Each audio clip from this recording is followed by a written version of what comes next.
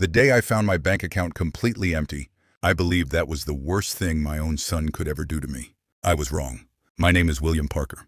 I am 71 years old, and after working for nearly 50 years as a carpenter, I had finally saved enough money to enjoy a quiet retirement with my late wife's memories. Every dollar in that account had been earned through long days, aching hands, and countless sacrifices. My son, Michael Parker, was getting married in just 3 weeks. He often told me weddings were expensive, but I never imagined he would solve his problems by taking everything I had.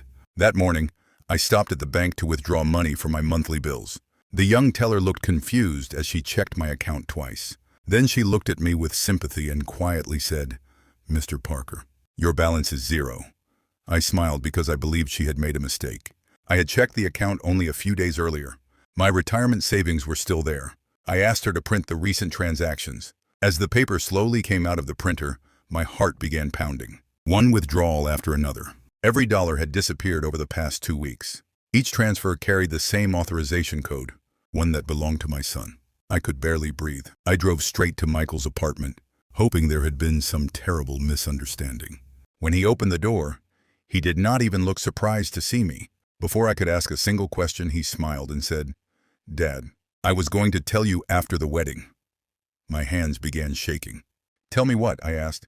He stepped aside and proudly showed me the expensive decorations, designer furniture, and luxury items filling his apartment. "Sophia wanted the perfect wedding," he said. "I knew you would help eventually, so I used the money now. You do not really need it anymore." My heart shattered. I looked at my own son, the boy I had raised, protected, and loved. And for the first time in my life, I did not recognize the man standing in front of me. I stood there in complete silence, hoping Michael would tell me it had all been a terrible misunderstanding. Instead, he calmly invited me inside and offered me a cup of coffee as though nothing had happened. The apartment looked nothing like the modest place I remembered. Every room was filled with expensive furniture, luxury decorations, and unopened wedding gifts. A grand piano stood in the corner, even though nobody in our family knew how to play.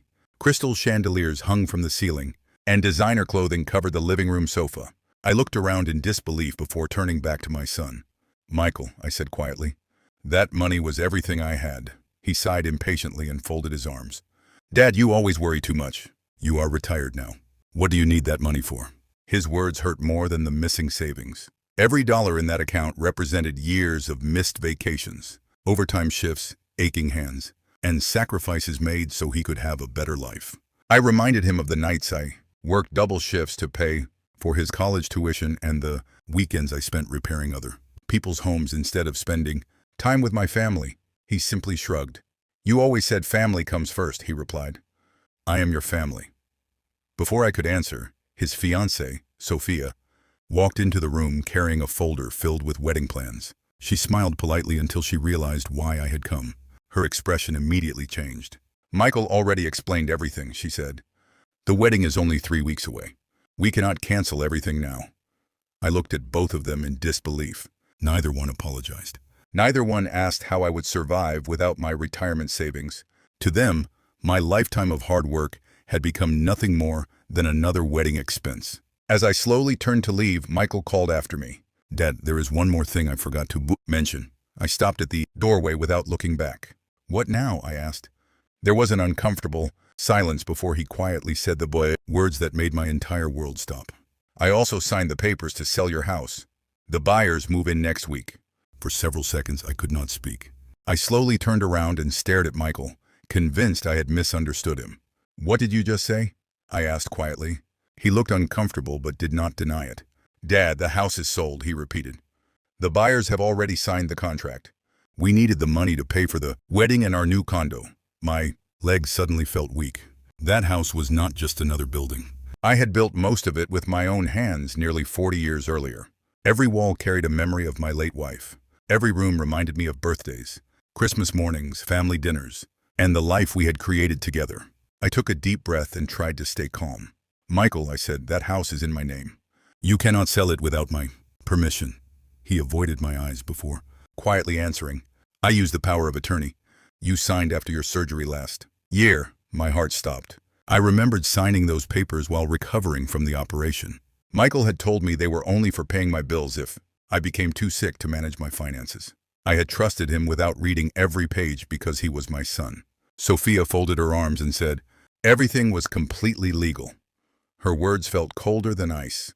I looked directly at Michael. "You tricked me into signing those papers?" He finally looked at the floor. "Dad, I was going to explain everything after the honeymoon."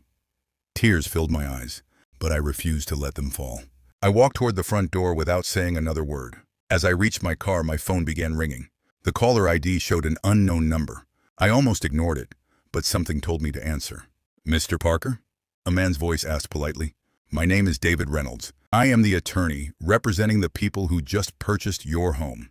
Before we complete the final transfer tomorrow morning, there is something about the sale that I believe you need to know immediately." I pulled my car onto the side of the road and tightened my grip on the phone. My heart was still racing from everything Michael had admitted. But the attorney's voice sounded unusually serious. "Mr. Parker," he said calmly, "I apologize for calling without notice. But before the ownership transfer is completed tomorrow morning, I believe you deserve to hear something directly from me." Closed my eyes for a moment. "Please, tell me what is happening." There was a brief silence before he continued. "During the final review of the property documents, I noticed several signatures that do not appear consistent with your previous legal records. I requested additional verification, but your son insisted everything had already been approved." My stomach tightened. "Are you saying my signature was forged?" I asked quietly. "I cannot make that accusation yet," the attorney replied carefully.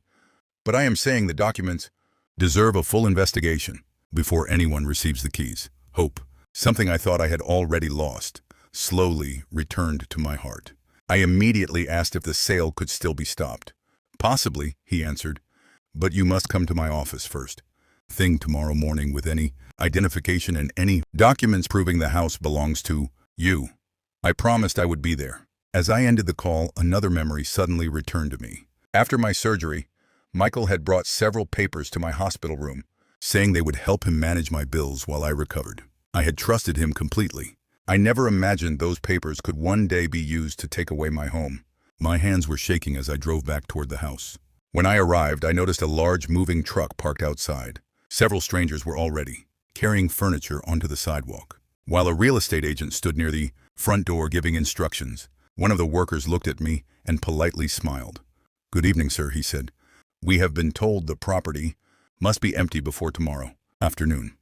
I looked past him and saw my late wife's favorite rocking chair sitting on the front lawn beside dozens of cardboard boxes. At that moment, I realized the people taking my home believed they had every legal right to do it. And unless I stopped them before sunrise, everything I had built would belong to someone else. I stepped out of my car and walked slowly toward the front yard, unable to believe what I was seeing. My furniture was scattered across the lawn as though my entire life had become someone else's property overnight. The old rocking chair where my late wife used to sit every evening rested beside the mailbox. Our family photographs were stacked inside open boxes, exposed to the wind. One careless movement could destroy memories that had taken decades to create. I hurried toward the workers and asked them to stop immediately. They looked at one another before calling the real estate agent over. She greeted me politely and introduced herself as Laura Bennett. "Mr. Parker," she said kindly, "I understand this is difficult, but we have a legal contract requiring the property to be vacant before tomorrow's closing." Look directly into her eyes. "That contract was signed without my permission," I replied. "My son abused a power of attorney I trusted him with." Her expression changed instantly. She quietly asked the workers to pause, while she stepped aside to make a phone call. Several minutes later, she returned looking concerned. "Our attorney has already contacted me," she explained. "He instructed us not to complete the transfer until the ownership documents are fully reviewed." Relief washed over me for the first time that day. The workers carefully stopped loading my belongings and moved away from the truck. Just as I believed the nightmare might finally be slowing down, another luxury car pulled into the driveway. Michael and Sophia stepped out smiling, clearly expecting the house to be empty. The moment Michael saw the moving truck standing still, his smile disappeared. "Why has nobody finished?" he demanded. Laura calmly explained that the sale had been temporarily suspended because serious legal questions had been raised about the paperwork. Michael's face turned pale. He immediately looked at me and shouted, "Dad, what have you done?" I answered quietly, "I have done exactly what you never expected." I started asking questions. Before he could respond, Another car entered the driveway. A man wearing a dark business suit stepped out holding a thick leather briefcase. He walked straight toward me, extended his hand and said, "Mr. Parker, my name is Robert Hayes. I represent someone who has been trying to contact you for many years, and what I have to tell you will change everything you believe about this house." The man waited patiently until the driveway became quiet. Michael and Sophia stood frozen beside their car, while the real estate agent and the moving crew watched in complete silence. I looked at the stranger's outstretched hand before finally shaking it. "You said someone has been trying to reach me for years," I replied. "Who are you talking about?" Robert Hayes slowly opened his briefcase and removed a sealed envelope. Across the front, written in elegant handwriting, were the words, "To William Parker. Deliver only if the house is ever placed up for sale." My heart skipped a beat. I recognized the handwriting immediately. It belonged to my late wife, Eleanor. My hands began trembling as I accepted the envelope. "How is this possible?" I whispered. Robert looked at me with sympathy. "Your wife visited my law office nearly 8 years ago," he explained. "She instructed me to keep this letter sealed unless someone ever attempted to sell your home without your full knowledge and consent." I could hardly breathe. Eleanor had prepared for something she feared might happen years after her death. I carefully opened the envelope and unfolded the letter. The first sentence brought tears to my eyes. "William, if you are reading this, then someone you trusted has betrayed you." I stopped reading for a moment. Every word felt as though Eleanor were standing beside me again. The letter continued. "Before I became ill, I quietly transferred a special legal protection onto our home. I never told anyone because I prayed it would never be needed. The property cannot legally change ownership unless you personally approve the sale in front of an independent attorney." I looked up at Robert in complete shock. He nodded. "Your wife created that protection after discovering someone had asked questions about your finances years ago." Michael suddenly stepped forward. "That is impossible," he shouted. Robert calmly removed another document from his briefcase. "No, Mr. Parker," he replied. "This protection was registered with the court long before your father's surgery." Michael's face lost all color. For the first time since this nightmare began, I realized my late wife had seen danger long before I ever did, and she had quietly left behind one final gift to protect the home we built together. The driveway became completely silent. Michael and Sophia stood frozen beside their car, while the real estate agent and the moving crew watched without saying a word. I looked at the stranger standing before me and slowly shook his hand. "You said someone has been trying to contact me for years," I said quietly. "Who sent you?" The man opened his leather briefcase and carefully removed a sealed envelope. Across the front were 7 words written in handwriting I knew better than my own. "For William. Only if the house is sold." My heart nearly stopped. It was Eleanor's handwriting. My hands trembled as I took the envelope. "How did you get this?" I whispered. The attorney gave me a sympathetic smile. "Your wife came to my office 8 years ago," he explained. "She told me to keep this letter locked away, unless someone ever tried to sell your house without your full knowledge." Tears filled my eyes before I even opened it. I carefully unfolded the paper. The very first sentence broke my heart. "My dearest William, if you are reading this, then the person I feared has finally betrayed your trust." I stopped reading and closed my eyes. It felt as though Eleanor was speaking directly to me again. After a long breath, I continued. "Years ago, I noticed someone asking unusual questions about our home, our savings, and your legal documents. I prayed I was wrong, but I could not ignore my instincts. That is why I quietly placed a legal protection on our house. No matter what papers anyone signs, the property can never be legally transferred unless you personally approve the sale." Before an independent attorney, I slowly lowered the letter and looked at Robert Hayes. "Is that really true?" I asked. He nodded and removed another certified document from his briefcase. "Your wife registered this protection with the court years before your surgery," he said. "No power of attorney can override it." Michael suddenly stepped forward, his face turning pale. "That cannot be right," he said nervously. Robert calmly handed the document to the real estate agent. She read every page carefully before looking directly at Michael. "The sale cannot continue," she announced. "Your father remains the legal owner of this property." Michael stared at me in complete disbelief. For the first time since this nightmare began, I realized Eleanor had protected our home long before any of us knew it would ever be in danger. The moment the real estate agent announced that the sale was canceled, every person standing in the driveway looked at Michael. His confident smile disappeared. Sophia grabbed his arm and whispered, "Tell them they are wrong." Michael immediately turned toward Robert Hayes. "There has to be some mistake," he argued. "I have already signed every document. The buyers have already transferred the money." Robert calmly closed his briefcase before answering. "That money was transferred into an escrow account. It has not been released because the ownership verification was still pending. Since the sale has now been declared invalid, every payment will be returned to the buyers." Michael's face became completely pale. "No," he whispered. "That cannot happen." I looked at my son with a heavy heart. He was not worried about losing the house. He was worried about losing the money. That realization hurt more than anything else he had done. Sophia suddenly stepped forward and pointed at me. "This is your fault," she shouted. "If you had just helped your son, none of this would have happened." I quietly looked at her before replying, "Helping someone is a gift. Stealing from someone is a crime." She lowered her eyes, without saying another word. Just then, 2 police cars slowly entered the neighborhood and stopped in front of the house. Detective Mark Sullivan stepped out carrying a folder. He walked directly toward me and asked, "Mr. Parker, are you willing to file criminal charges?" I looked at Michael. He had once been the little boy who waited by the front door every evening for me to come home from work.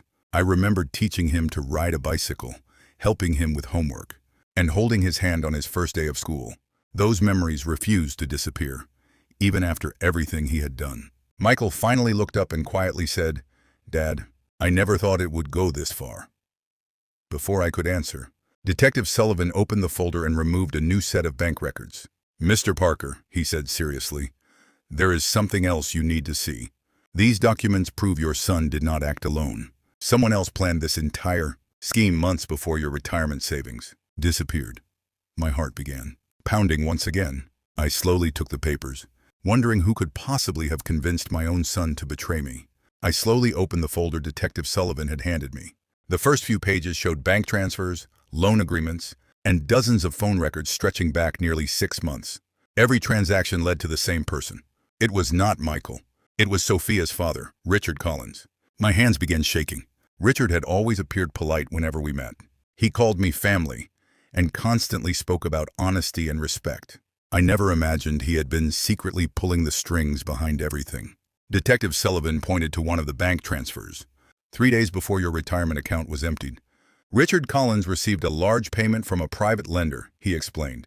That money was immediately used to reserve the luxury wedding venue, designer decorations, and the condominium your son planned to buy. After the wedding, Michael stared at the documents in complete disbelief.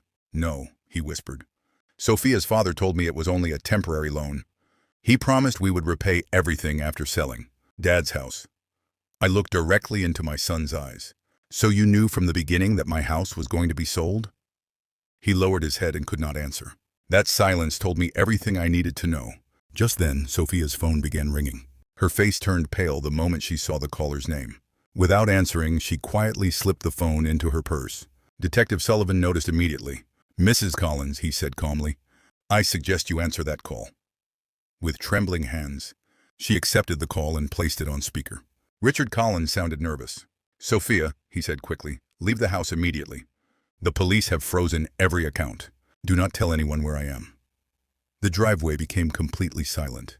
Richard had no idea every word was being heard by the detective standing beside us. Detective Sullivan smiled for the first time that evening. "Thank you," he said quietly. "Now we know exactly where to find him." Before the call disconnected, Richard said one final sentence that made my blood run cold. "Whatever happens, William Parker must never discover what is hidden inside his late wife's safety deposit box." My heart nearly stopped. Eleanor had never told me she even owned a safety deposit box. The words safety deposit box echoed inside my mind long after the phone call ended. I looked at Detective Sullivan, hoping he would tell me Richard Collins was lying. But his expression remained serious. "Mr. Parker," he said quietly, "our investigation confirms your late wife rented a safety deposit box at Maywo First National Bank nearly 10 years ago. According to the records, nobody has opened it since the day she passed away." My heart began pounding. Eleanor and I had shared almost everything during our marriage, yet she had never mentioned a safety deposit box. What could she possibly have hidden that was important? Enough for Richard Collins to risk everything? Detective Sullivan asked if I was willing to go to the bank immediately. I nodded without hesitation, leaving the officers to continue their investigation at my house. We drove across town in complete silence. Every mile brought back memories of Eleanor. She was never secretive, but she always believed in preparing for the unexpected. Perhaps this was another one of those preparations. When we arrived, the bank manager greeted us with unusual respect. After confirming my identity, he led us into the secure vault beneath the building. Rows of steel boxes lined the walls, each holding someone's most valuable possessions. The manager stopped in front of box number 214 and carefully unlocked it before stepping back. "Mr. Parker," he said gently, "this box has remained untouched since your wife's passing. Everything inside belongs to you." My hands trembled as I slowly pulled the box onto the table. Inside was a thick envelope, a small velvet pouch, and a leather-bound journal that immediately caught my attention. Resting on top was a handwritten note from Eleanor. "William, if you are opening this box, then someone has tried to take away the home we built together. I prayed this day would never come. But if it has, everything you need is finally in your hands." Tears filled my eyes as I carefully reached for the journal. Before I could open it, the bank manager suddenly rushed back into the vault. His face had turned pale. "Mr. Parker," he said urgently, "the police have just called. Richard Collins has disappeared, and they believe he is coming here." The bank manager's warning sent a chill through my body. Detective Sullivan immediately reached for his radio and ordered officers to secure every entrance to the bank. Within seconds, the quiet building became a scene of controlled urgency. Security guards locked the front doors while customers were calmly escorted outside. I remained standing inside the vault, unable to take my eyes off the items Eleanor had left behind.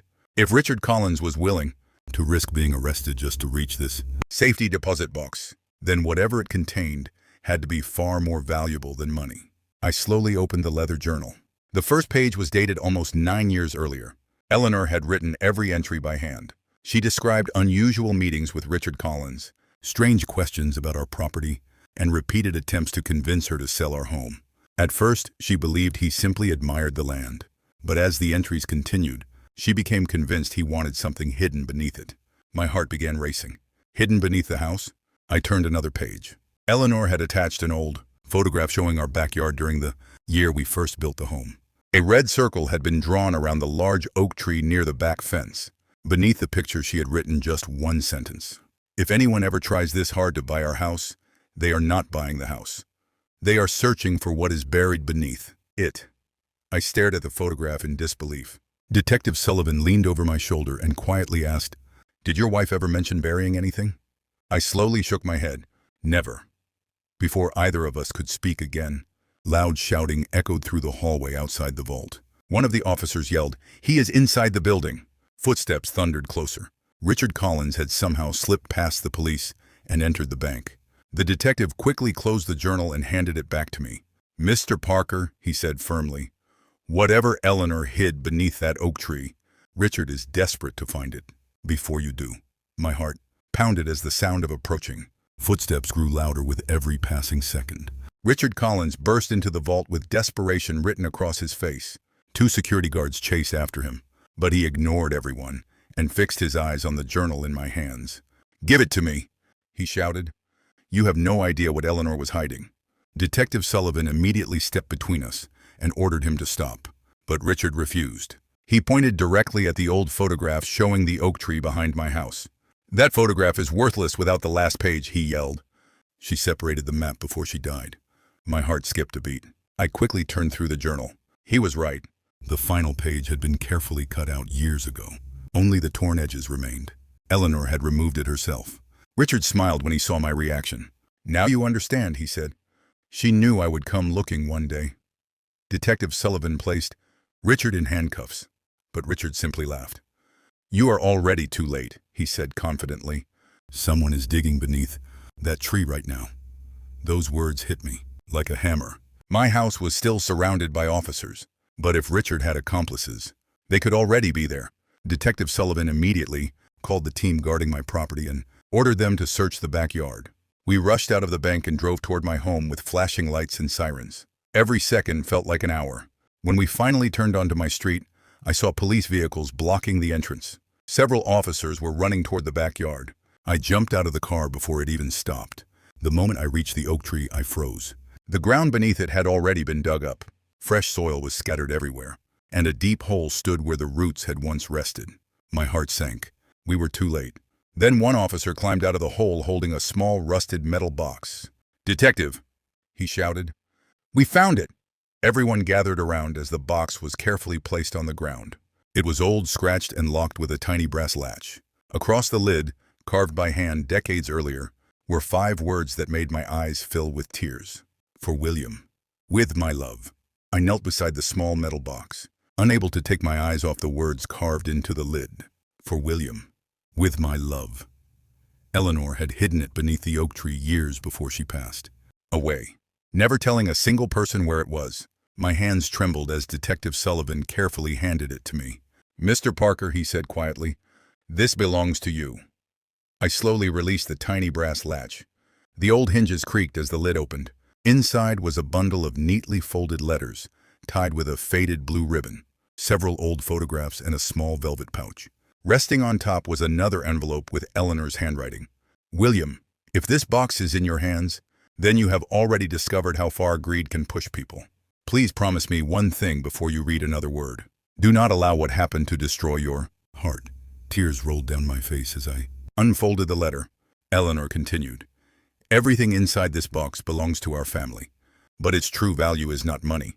It is truth." Beneath, the letter lay dozens of photographs from the early years of our marriage. Pictures I thought had been lost forever after a flood damaged our old storage room.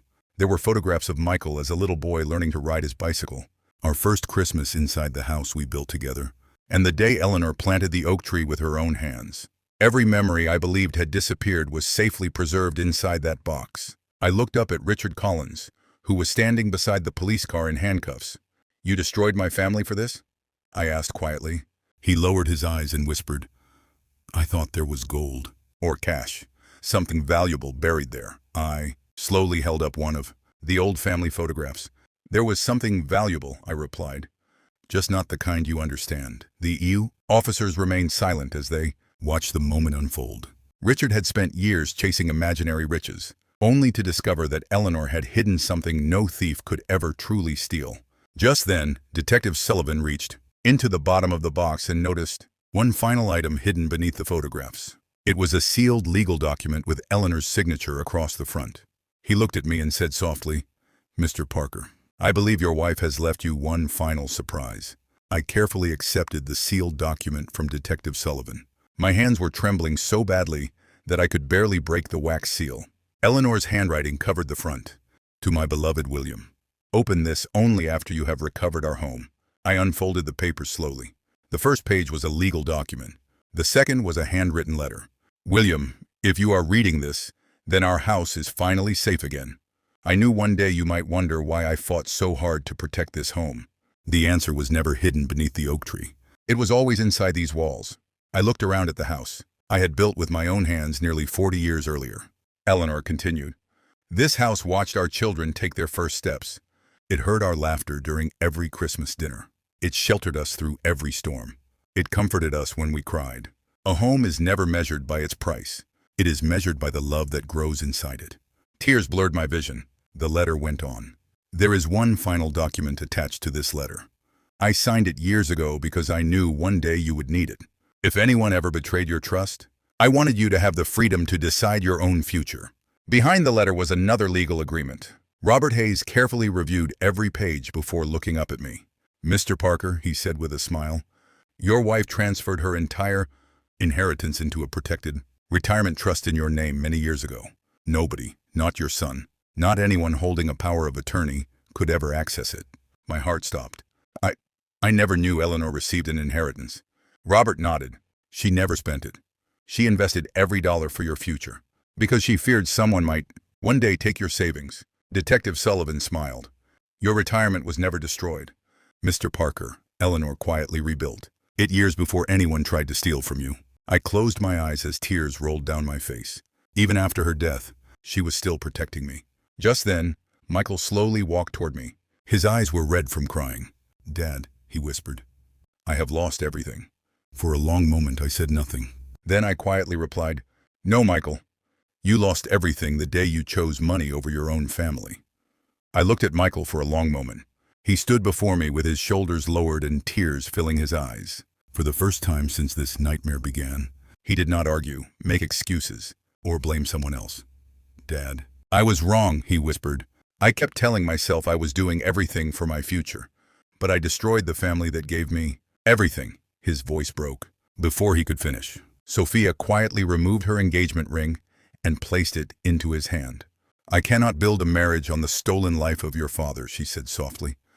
Without another word, she turned around and walked away. Michael watched her leave, but he did not try to stop her. He knew he had already lost far more than a wedding. I slowly walked toward my son. For a moment, I remembered the little boy who used to wait by the front door every evening, excited to tell me about his day. Those memories refused to disappear, no matter how much pain he had caused me. "Michael," I said quietly, "forgiveness is not the same as trust. One day I may forgive you, but trust must be earned again, one honest choice at a time." He lowered his head and nodded. "I understand, Dad. I do not deserve another chance, but I hope someday I can earn one." Detective Sullivan stepped forward carrying another folder. "Mr. Parker," he said respectfully, "the investigation is complete. The court will decide the criminal charges, but your statement will help determine what happens next." I looked at Michael, standing beside the police car. My heart ached, but I knew protecting him from the consequences would only destroy him further. "I will tell the truth," I replied calmly. "Nothing more, and nothing less." Michael looked at me with tears in his eyes. Before the officers closed the police car door, he quietly whispered, "Dad, I hope one day you can be proud of me again."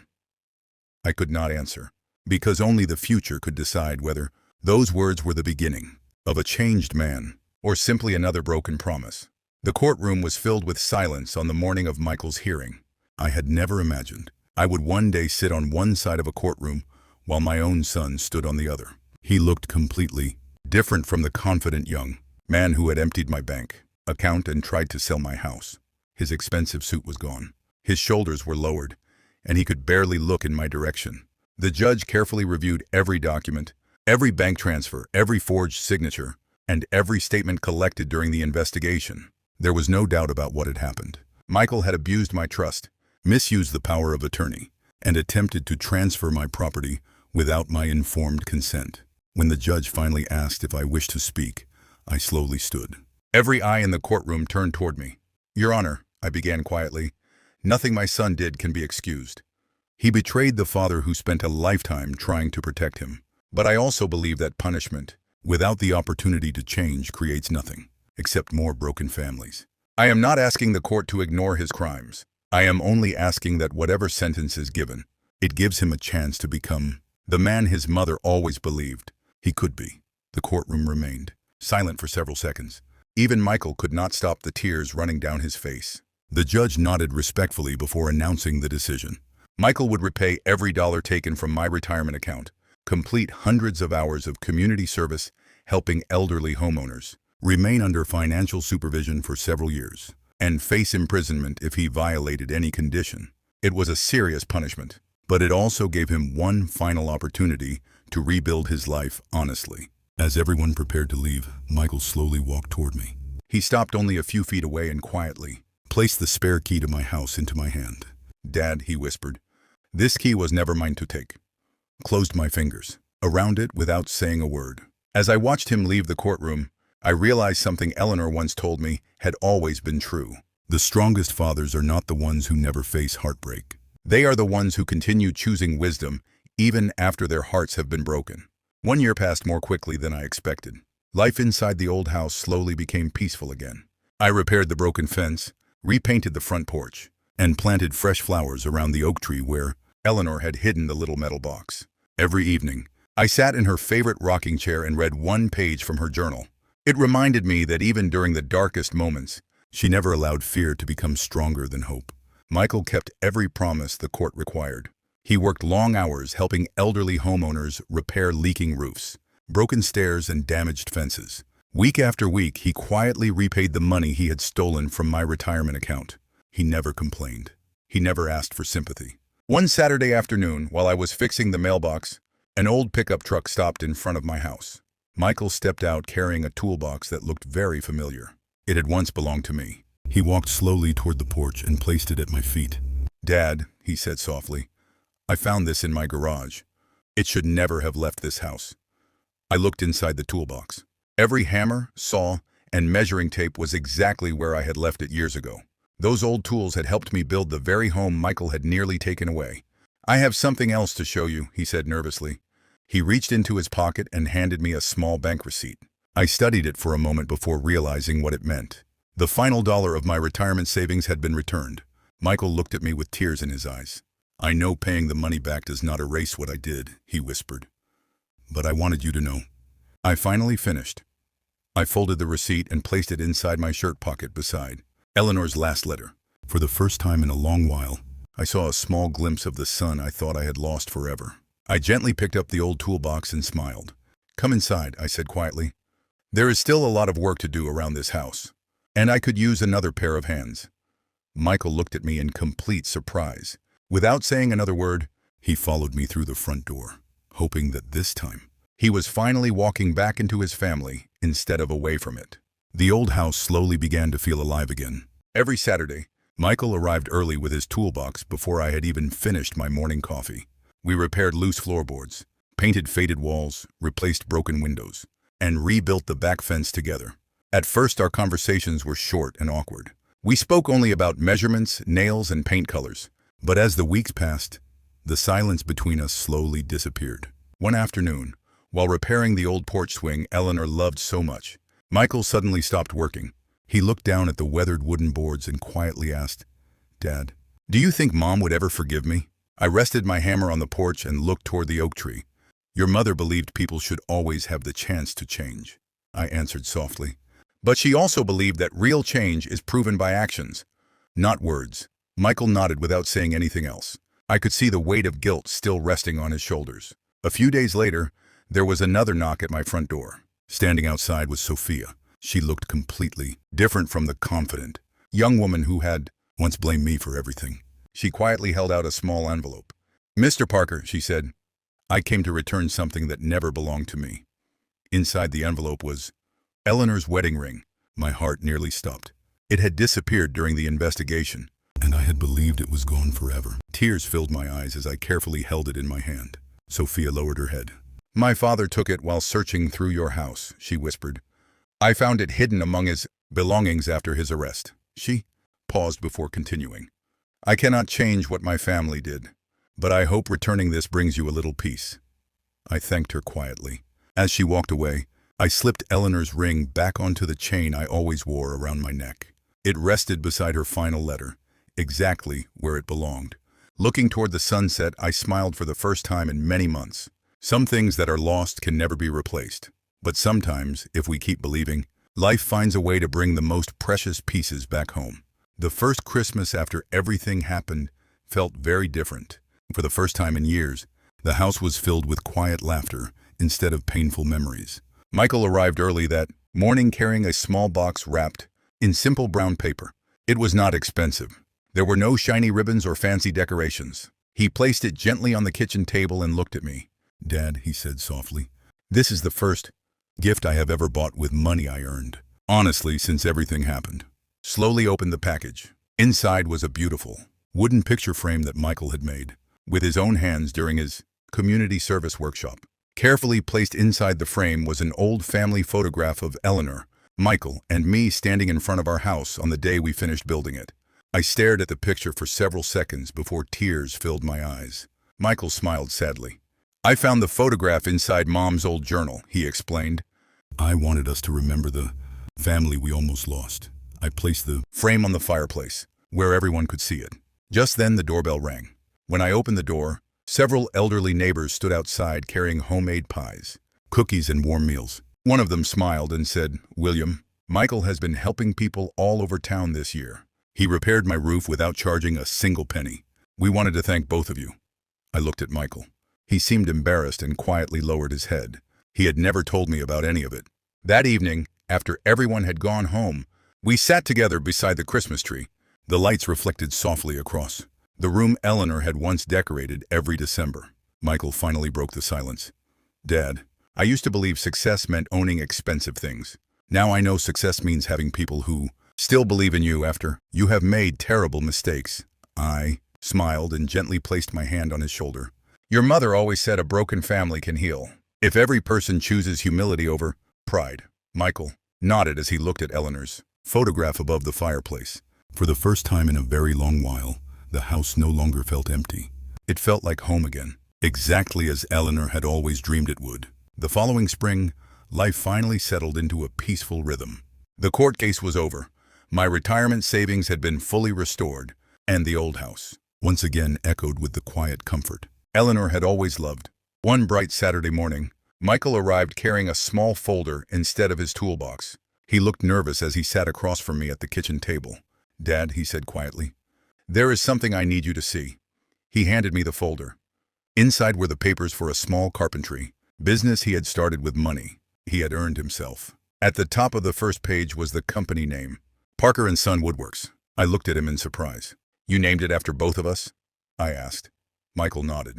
"I know I have no right to ask this," he replied, "but I was hoping, one day, you might help me build it." I smiled softly but did not answer immediately. Instead, I stood up and walked to the old workshop behind the house. Dust still covered the workbench where Eleanor used to bring us lemonade during the summers. I placed my hand on the worn wooden table and remembered all the years I had spent teaching Michael how to measure twice before cutting once. A few moments later, he quietly joined me. "Dad," he whispered, "if your answer is no, I will understand." I turned toward him and handed him the old measuring tape that had belonged to my father. "A business can always be rebuilt," I said calmly, "but a family's name must be earned." Michael accepted the measuring tape with trembling hands. "Then let me earn it," he replied. We spent the rest of the afternoon cleaning the workshop together. As the sunlight poured through the old windows, I realized something Eleanor had always believed was finally coming true. A man is not remembered for the mistakes that nearly destroyed his life. He is remembered for the courage he shows while rebuilding it. Looking around the workshop, I quietly smiled. The house had been saved. The family had begun to heal. And for the first time in many years, hope had returned to the Parker family. Several months later, Parker & Son Woodworks had become one of the most respected small workshops in our town. We did not become rich, and neither of us expected to. We simply worked honestly, treated every customer fairly, and built every piece of furniture as though it were going into our own home. Word spread quickly. People trusted us because they knew our story. They knew we understood the value of second chances. One afternoon, while we were finishing a handmade dining table, an elderly woman walked into the workshop carrying an old photograph. She quietly placed it on the workbench. "Mr. Parker," she said, "my husband built this rocking chair before he passed away. It is falling apart, and every carpenter I visited told me it cannot be repaired. Would you please take one last look?" I studied the photograph for a long moment before smiling. "Bring it here tomorrow," I replied. "If it can still be saved, we will save it." The woman burst into tears. "Thank you," she whispered. After she left, Michael looked at me and smiled. A year ago, I would have charged her more than she could afford. I gently rested, my hand on his shoulder. "And today?" I asked. He smiled back. "Today I only see someone trying to protect a memory." At that moment, I realized how much my son had truly changed. He was no longer chasing money. He was protecting the things that mattered most to people. Later that evening, as we locked the workshop, Michael handed me a small envelope. Inside was the original power of attorney he had once abused. Across the front he had written just one sentence: "Destroyed by trust, returned with honesty." Without saying a word, I placed the document into the fireplace and watched it burn. This time, the fire did not destroy our family. It marked the end of the pain that had nearly broken us. As the last piece of paper turned to ash, I quietly looked toward the stars and whispered, "Eleanor, I think we finally made it." The years passed quietly, and life gave me something I once believed I had lost forever: peace. Every morning, Michael and I opened the workshop together before the sun had fully risen. We were no longer simply building tables, chairs, and cabinets. We were rebuilding trust one day at a time. Customers often asked why every piece of furniture carried a small wooden engraving underneath. I would simply smile and tell them to turn it over. Carved into every item were Eleanor's favorite words: "A strong home is built with honest hands." Those words became the heart of everything we created. One autumn afternoon, a young father walked into the workshop holding the hand of his little son. He quietly explained that he had very little money but wanted a small wooden bed for his child. After he left, Michael stood silently for a moment before walking toward the storage room. He returned carrying the best wood we owned. "Dad," he said softly, "let's build it anyway." I smiled because I already knew what he was thinking. 3 days later, we delivered the bed ourselves. The little boy hugged it as though we had given him the greatest treasure in the world. On the drive home, Michael looked out of the window and whispered, "Now I understand why. Mom always said kindness is an investment that never loses its value." I nodded quietly. She spent her whole life proving that. That evening, as we locked the workshop, I looked across the street at the old house Eleanor and I had built together. The porch light glowed softly against the evening sky, just as it had for decades. My retirement savings had been restored. My home was safe. My son had found his way back. Most importantly, the values Eleanor spent her life protecting were now living inside the next generation.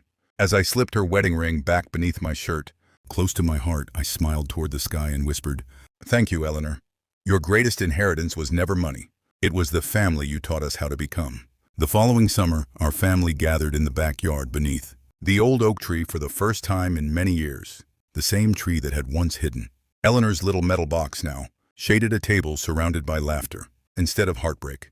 Michael had invited neighbors, friends, and several elderly people whose homes we had repaired through our workshop. Nobody talked about the court case anymore. Nobody mentioned the stolen money or the failed attempt to sell my house.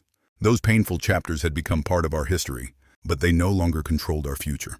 As the evening grew quieter, Michael stood up holding a small wooden box he had made himself. He walked toward me and placed it gently into my hands. "Dad," he said, his voice shaking with emotion, "there is one last thing I need to return." I slowly opened the lid. Inside lay the old bank card he had once used to empty my retirement account. It had been cut cleanly into several pieces. Resting beside it was a handwritten note. "The man who stole from you no longer exists. I cannot erase what I did, but I promise I will never become that person again." Tears filled my eyes as I looked at my son. I reached out and embraced him without saying a single word. Sometimes silence carries more meaning than any speech ever could. The guests quietly applauded, not because they had witnessed perfection, but because they had witnessed redemption. Later that night, after everyone had gone home, Michael and I sat beneath the oak tree watching the stars. "Dad," he asked softly, "what do you think Mom would say if she could see us now?" I smiled as I looked toward the house Eleanor had loved so deeply. "She would probably remind us that forgiveness is not forgetting," I replied. "It is choosing love after pain." Michael nodded, his eyes filled with quiet gratitude. As we stood to go inside, a gentle breeze moved through the branches above us, and for just a moment, the old oak tree sounded almost like soft applause. I smiled to myself. Whether it was only the wind or something more, I knew one thing with complete certainty. Eleanor's love had never truly left this home. The morning after our family gathered beneath the old oak tree, I woke earlier than usual. The house was quiet, but it no longer felt lonely. I walked onto the front porch, carrying a cup of coffee, and settled into Eleanor's favorite rocking chair. As the sun slowly rose over the neighborhood, I realized something I had not felt in a very long time: complete peace. A few minutes later, Michael arrived with breakfast from the little bakery down the street. He smiled as he handed me a warm paper bag. "Dad," he said, "I thought today we could take the day off." I laughed softly. "After all these years, you are finally learning that life is not only about work." We spent the morning walking through the garden Eleanor had planted decades earlier. The flowers she once cared for had begun blooming again, brighter than ever. Michael quietly stopped beside one of the rose bushes and whispered, "Mom always said flowers bloom again after every winter." I nodded. "People can too, if they choose to." That afternoon, there was another knock at the front door. Standing outside was the Young family, whose little boy had received the wooden bed we built together. The father smiled warmly and handed me a framed photograph. It showed his son sleeping peacefully in that handmade bed, holding a small wooden toy Michael had carved for him. On the back of the frame were simple words that touched my heart. "Thank you for giving our family hope when we needed it most." I quietly handed the photograph to Michael. He stared at it for several moments before tears filled his eyes. "Dad," he whispered, "I spent so many years believing money made people successful. I never realized helping someone could feel this rewarding." I gently smiled. "That is the lesson your mother spent her whole life trying to teach us." As evening arrived, we placed the photograph on the living room shelf beside Eleanor's picture. Looking around the room, I realized our greatest treasure had never been the money that was stolen or the house that was almost lost. It was the love that refused to disappear, even after betrayal, heartbreak, and forgiveness. I quietly looked toward Eleanor's smiling photograph and whispered, "You were right all along." For the first time in many years, the Parker family was not simply surviving. We were truly living again. The following Sunday, Michael and I visited Eleanor's grave carrying a small bouquet of white roses from the garden she had planted with her own hands. The cemetery was quiet, and a gentle breeze moved through the trees as we stood together in silence. For several minutes, neither of us spoke. Finally, Michael knelt beside the headstone and quietly placed the flowers on the grass. "Mom," he whispered, "I spent so much time chasing money that I almost lost the people who loved me most. I cannot change the past, but I promise I will spend the rest of my life making you proud." Tears filled his eyes as he gently rested his hand on the stone. I had waited a long time to hear those words, not because they erased what had happened, but because they came from a heart that had truly changed. As we turned to leave, I noticed an elderly man standing a few rows away. He slowly walked toward us with the help of a wooden cane. "Mr. Parker?" he asked politely. I nodded. The stranger smiled warmly. "My name is Thomas Reed. Years ago, your wife secretly paid for my wife's cancer treatment when we had nowhere else to turn. She never allowed us to thank her." He reached into his coat pocket and handed me a folded letter. "I have carried this for years, hoping one day I could give it to her. Since I no longer can, perhaps you should have it." After he quietly walked away, I opened the letter. It contained only one sentence. "The world became a kinder place because you lived in it." My hands began trembling as I read those words again. I carefully folded the letter and placed it beside Eleanor's journal inside my jacket. On the drive home, neither Michael nor I spoke very much. We did not need to. We both understood that Eleanor's greatest legacy was never hidden in a bank account, a legal document, or beneath an old oak tree. It lived inside every person whose life she had quietly changed. As the sun began setting behind our home, I looked at Michael and smiled. "Your mother spent her life teaching people how to love without expecting anything in return," I said softly. Michael nodded with tears in his eyes. "Dad," he replied, "I think I finally understand what true wealth really means." And in that peaceful moment, I knew Eleanor's story would continue living, not through memories alone, but through every act of kindness our family chose to pass on. Several weeks later, life had become wonderfully ordinary again. Every morning, I opened the workshop with Michael, and every evening, we locked the front door of the old house together. The pain that once filled these rooms had slowly been replaced by peace. Eleanor's photograph still rested above the fireplace, and every time I looked at it, I felt as though she was quietly reminding us that love always outlives greed. One evening, as the sun disappeared behind the old oak tree, Michael stood beside me on the porch and smiled. "Dad," he said softly, "thank you for giving me one last chance." Looked at him for a long moment before replying, "Your mother always believed that people can change if they are willing to face the truth." He nodded, and together we watched the porch light come on, just as Eleanor had done every evening for so many years. At that moment, I realized our greatest victory was never recovering my savings or saving our home. It was finding our family again. If you stayed with me until the end of this journey, thank you for sharing these moments with our family. If this story touched your heart, please subscribe to Revenge Hope for more emotional family stories filled with hope, wisdom, and unforgettable life lessons. I would also love to hear your thoughts in the comments. Until our next story, take care of the people you love. Treasure every moment you still have together. And remember, the greatest inheritance we can ever leave behind is not money, but kindness, honesty, and love.